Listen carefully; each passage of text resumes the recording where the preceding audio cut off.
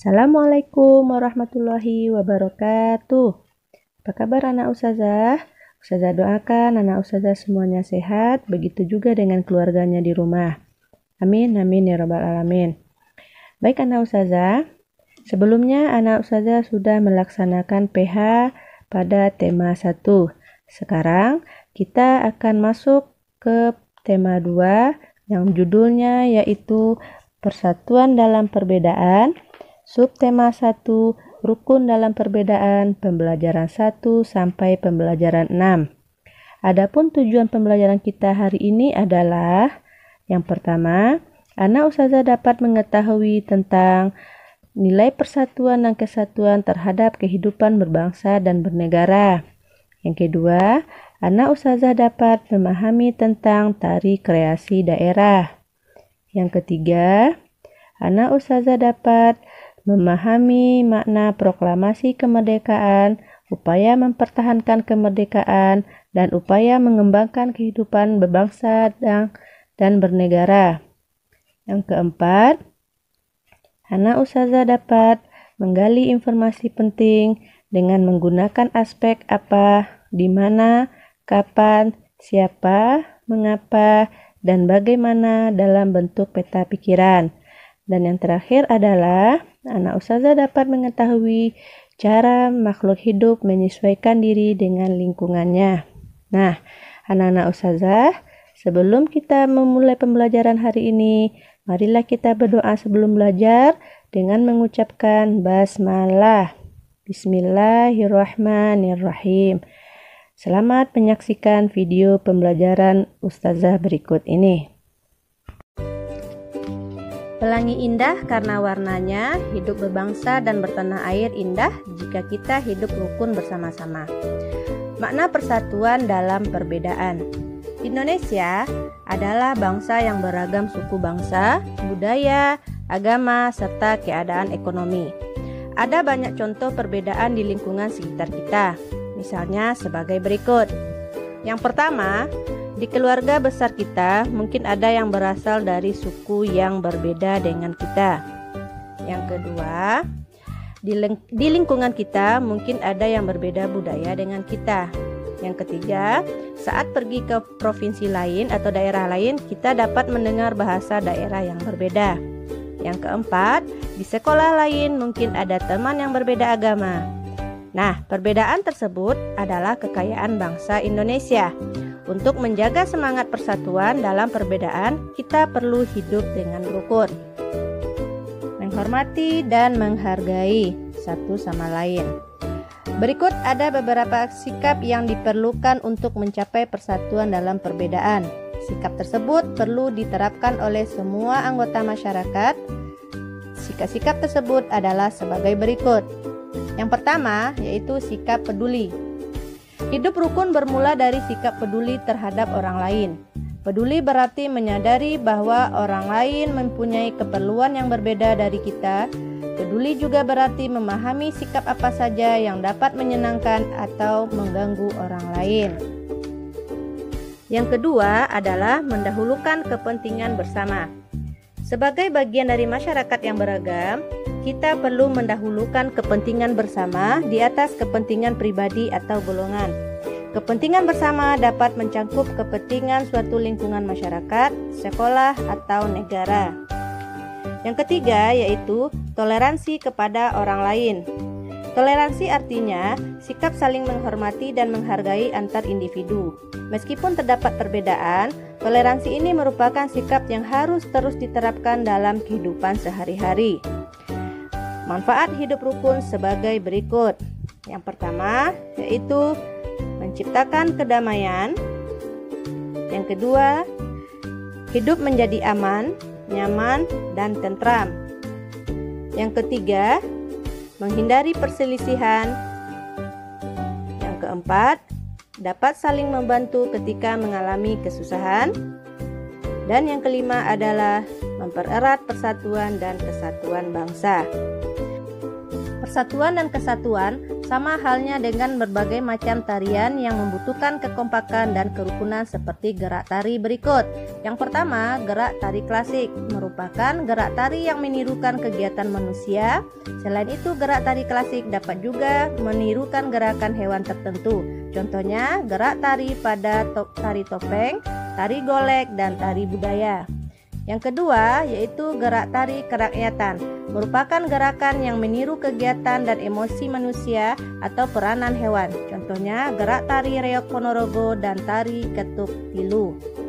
Yang ketiga yaitu gerak tari kreasi baru, merupakan gerak tari yang dibentuk dari gerak tari yang sudah ada. Misalnya, gerak tari klasik atau gerak tari kerakyatan yang dikembangkan atau dipadukan menjadi rangkaian gerak baru yang sesuai dengan zaman sekarang. Contohnya, gerak tari saman, tari kecak, dan tari seringe.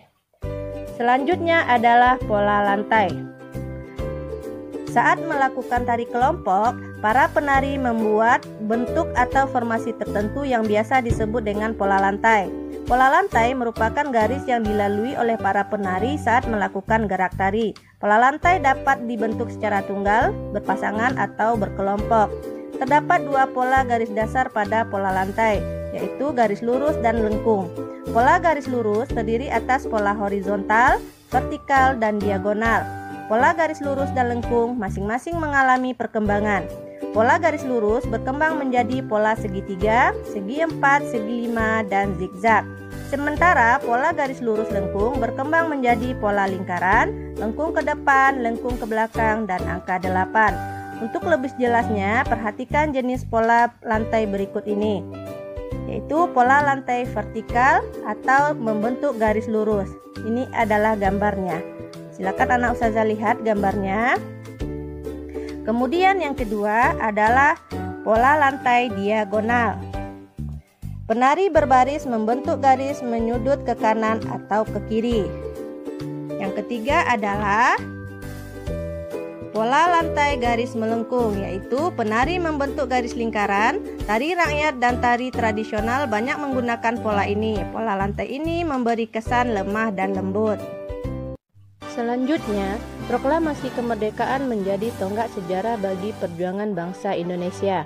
Meskipun terdiri atas suku yang berbeda, rakyat Indonesia bersatu dalam memproklamirkan kemerdekaan negara Indonesia. Setiap tanggal 17 Agustus, rakyat Indonesia selalu mendengarkan petugas upacara membacakan teks proklamasi. Sebagian rakyat juga bisa melihatnya di siaran televisi.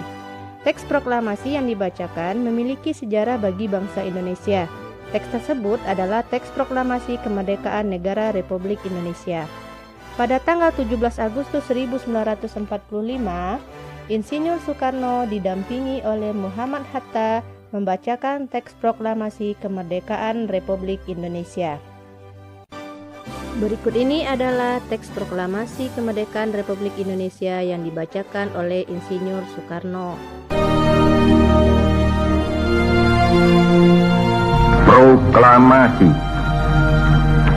Kami, bangsa Indonesia, dengan ini menyatakan kemerdekaan Indonesia.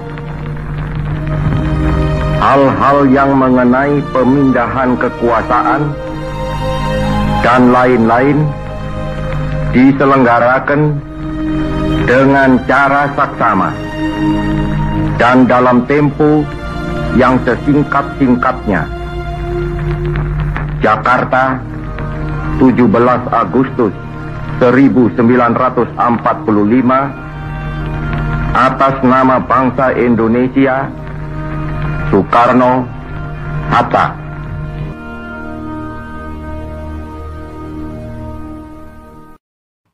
Baik anak ustazah, mari kita baca teks berikut. Proklamasi Kemerdekaan Indonesia. Proklamasi kemerdekaan yang dilakukan tanggal 17 Agustus 1945 menjadi peristiwa penting bagi bangsa Indonesia. Peristiwa tersebut menjadi tonggak sejarah di mana bangsa Indonesia berhak atas kemerdekaan dan wajib mempertahankannya. Diawali dengan dijatuhkannya bom atom oleh tentara Amerika Serikat pada tanggal 6 Agustus 1945 di kota Hiroshima dan pada tanggal 9 Agustus 1945 di kota Nagasaki, Jepang. Akhirnya menyerah kepada tentara sekutu. Peristiwa ini dijadikan kesempatan oleh bangsa Indonesia untuk segera membebaskan diri dari penjajahan bangsa Jepang. Teks proklamasi ditulis di Rumah Laksamana Tadashi Maeda di Jalan Imam Bonjol nomor 1. Para penyusun teks proklamasi adalah Insinyur Soekarno, Dr. Andes Muhammad Hatta, dan Mr. Ahmad Subarjo. Konsep teks proklamasi ditulis oleh Insinyur Soekarno. Saat itu hadir pula BM Diah, Sayuti Melik, Sukarni, dan Sudiro. Sukarni mengusulkan agar yang menandatangani teks proklamasi itu adalah Insinyur Soekarno dan Muhammad Hatta atas nama bangsa Indonesia.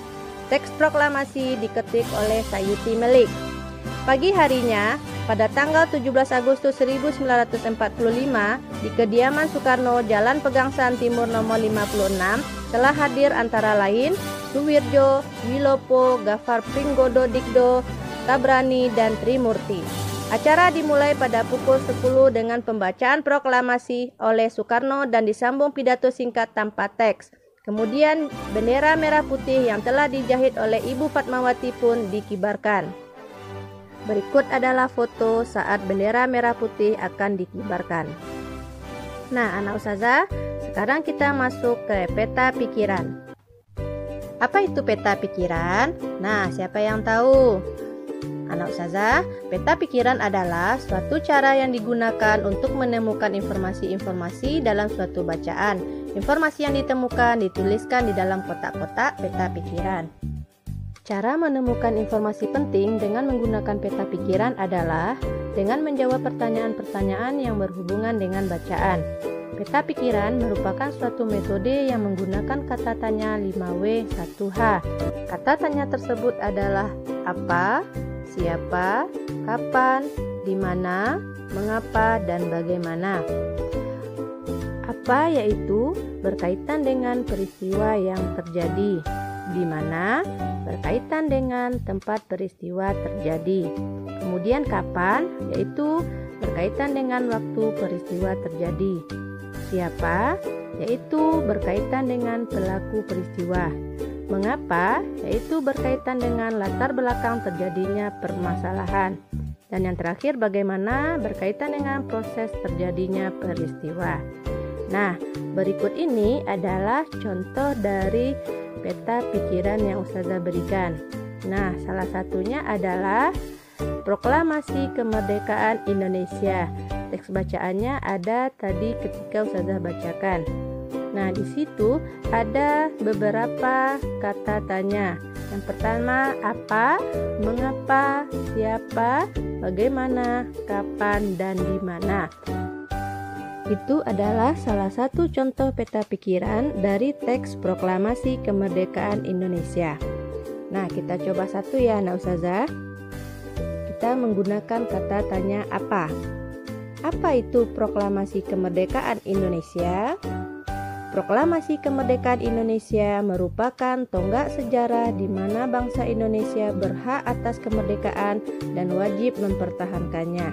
Nah, itu adalah salah satu contoh dari kata tanya. Menjelang proklamasi kemerdekaan, perbedaan daerah, agama, dan suku bangsa bukanlah penghalang bagi generasi muda dan generasi tua untuk berkumpul. Perbedaan pendapat sempat terjadi, namun akhirnya mereka bersatu padu untuk memproklamirkan kemerdekaan Indonesia. Pada waktu itu, semangat persatuan sangat menonjol. Bangsa Indonesia memiliki tekad yang kuat, tidak ada jalan lain dalam usaha memproklamirkan kemerdekaan kecuali menjalin persatuan dan kesatuan. Hal ini mencerminkan kerukunan dalam perbedaan. Bersatu dalam perbedaan merupakan landasan dari persatuan sudah menjadi tatanan bangsa Indonesia sejak dulu. Hal ini juga ditunjukkan ketika masa menjelang proklamasi kemerdekaan Indonesia. Proklamasi kemerdekaan memiliki makna penting bagi bangsa Indonesia. Di sini ada 5 makna proklamasi kemerdekaan Indonesia. Yang pertama yaitu sebagai puncak perjuangan bangsa Indonesia. Bangsa Indonesia pernah dijajah selama bertahun-tahun oleh negara-negara Eropa sampai Jepang. Penduduk negara dengan latar yang berbeda bersatu untuk melawan penjajah. Proklamasi kemerdekaan merupakan hasil perjuangan para pahlawan. Yang kedua yaitu pengakuan kepada dunia luar. Dengan membacakan teks proklamasi, Indonesia mengumumkan kepada dunia luar bahwa Indonesia adalah negara yang merdeka. Pengakuan ini disebut dengan de facto dan diikuti oleh pengakuan dari negara lain yang disebut dengan de jure. Yang ketiga yaitu menaikkan martabat bangsa. Pembacaan teks proklamasi memberikan pesan kepada negara lain bahwa Indonesia adalah negara yang bebas dari penjajahan, negara yang memiliki martabat dan negara yang mandiri. Yang keempat, perjuangan sebagai negara baru. Indonesia adalah negara yang dibangun oleh rakyat dan untuk rakyat. Negara Indonesia adalah negara mandiri yang tidak tergantung kepada negara lain. Yang kelima, tonggak sejarah negara Indonesia. Pembacaan teks proklamasi merupakan awal dari masa kemerdekaan Indonesia yang terbebas dari belenggu penjajahan. Anak-anak ustazah, tahukah antum bahwa diperlukan kemampuan untuk melakukan penyesuaian atau adaptasi ketika kita menciptakan kerukunan dalam perbedaan? Tahukah anak-anak ustazah, pepatah yang mengatakan, di mana bumi dipijak, di situ langit dijunjung. Nah, pepatah ini mempunyai makna, apabila kita berada di tempat yang baru, maka kita perlu menyesuaikan diri dengan keadaan setempat, agar kita bisa diterima dan kita bisa hidup berdampingan dengan damai. Hal ini juga berlaku pada tumbuhan loh. Agar tumbuhan-tumbuhan tersebut dapat melangsungkan hidupnya dan tumbuhan tersebut mampu melakukan adaptasi sesuai kondisi lingkungannya. Nah, sekarang bagaimana cara tumbuhan beradaptasi? Ayo kita pelajari. Adaptasi adalah kemampuan makhluk hidup untuk menyesuaikan diri terhadap lingkungannya. Lingkungan tempat tinggal makhluk hidup disebut habitat. Nah, berdasarkan habitatnya, tumbuhan dibagi menjadi beberapa jenis. Yang pertama, xerofit. Apa itu xerofit? Xerofit adalah tumbuhan yang dapat hidup di lingkungan yang memiliki sedikit air. Contohnya, kurma, lidah buaya, dan kaktus. Kaktus memiliki batang tebal dan berisi banyak cadangan air. Akar kaktus yang panjang berguna untuk mencari sumber air. Daunnya termodifikasi menjadi duri untuk mengurangi penguapan. Nah, ternyata permukaan batang berlapis lilin juga berguna untuk mengurangi penguapan. Selanjutnya, yang kedua adalah halofit. Apa itu halofit?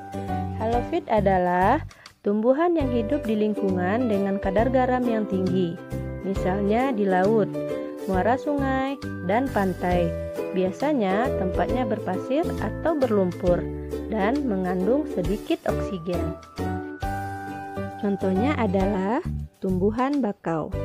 Anak-anak ustazah, beberapa tumbuhan bakau memiliki akar nafas yang gunanya untuk memperoleh oksigen. Akar tunjang berfungsi untuk menopang tumbuhan di tanah berlumpur dan menahan terjangan ombak.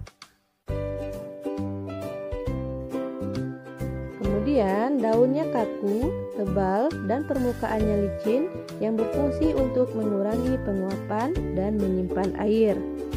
Bagian bawah daun bakau memiliki kelenjar untuk mengeluarkan kelebihan garam. Yang ketiga adalah hidrofit. Apa itu hidrofit? Hidrofit adalah tumbuhan yang dapat hidup di lingkungan air. Contohnya teratai dan eceng gondok. Teratai yang memiliki daun yang lebar gunanya untuk mempercepat penguapan dan agar dapat mengapung di air. Daun teratai ternyata juga berlapis zat lilin loh anak ustazah, yang gunanya agar daunnya tadi tidak membusuk. Kemudian eceng gondok, yaitu memiliki pangkal tangkai daun yang berongga yang gunanya untuk dapat mengapung di permukaan air. Akarnya yang lebat berfungsi untuk menjaga keseimbangan agar tidak terbalik. Nah, kita lanjut yang keempat. Yang keempat yaitu higrofit. Apa yang dimaksud dengan higrofit? Higrofit adalah tumbuhan yang dapat hidup di lingkungan lembab. Contohnya tumbuhan begonia dan tumbuhan paku. Karena tumbuhan tersebut hidup di bagian yang lembab, maka penguapan yang terjadi sangat lambat. Air dikeluarkan melalui struktur khusus pada daun yang disebut hidatoda atau stomata air. Kemudian yang kelima adalah adaptasi tumbuhan di lingkungan miskin nitrogen. Jenis tumbuhan ini melakukan adaptasi dengan cara memerangkap serangga, kemudian mencernanya sebagai sumber nitrogen. Hal tersebut dinamakan insektivora atau pemakan serangga. Contohnya yaitu kantong semar dan venus. Kantong semar mengeluarkan bau sehingga serangga tertarik untuk mendekatinya. Kemudian serangga tergelincir masuk ke kantong, kemudian serangga dicerna menjadi nitrogen. Anak ustazah, selain beradaptasi untuk mempertahankan hidupnya, beberapa tumbuhan juga beradaptasi untuk membantu perkembangbiakannya atau reproduksi. Contoh yang pertama adalah bunga Rafflesia. Bunga Rafflesia mengeluarkan bau busuk untuk menarik perhatian serangga, terutama lalat. Serangga yang hinggap dapat membantu penyerbukan pada bunga Rafflesia loh anak ustazah. Kemudian yang kedua, mawar, melati, dan anggrek yang memiliki mahkota bunga yang mencolok dan kelenjar nektar untuk menarik perhatian serangga yang dapat membantu penyerbukan. Yang ketiga adalah bunga dandelion. Bunga dandelion memiliki serabut halus yang mudah terbawa angin dan jatuh di tempat yang baru, kemudian tumbuh. Nah, anak-anak ustazah, itulah beberapa penjelasan tentang materi tema 2 subtema 1 pembelajaran 1 sampai 6. Sampai jumpa pada video pembelajaran berikutnya ya anak ustazah. Kita sudahi pembelajaran kita hari ini dengan mengucapkan hamdalah. Alhamdulillahirabbil alamin. Assalamualaikum warahmatullahi wabarakatuh.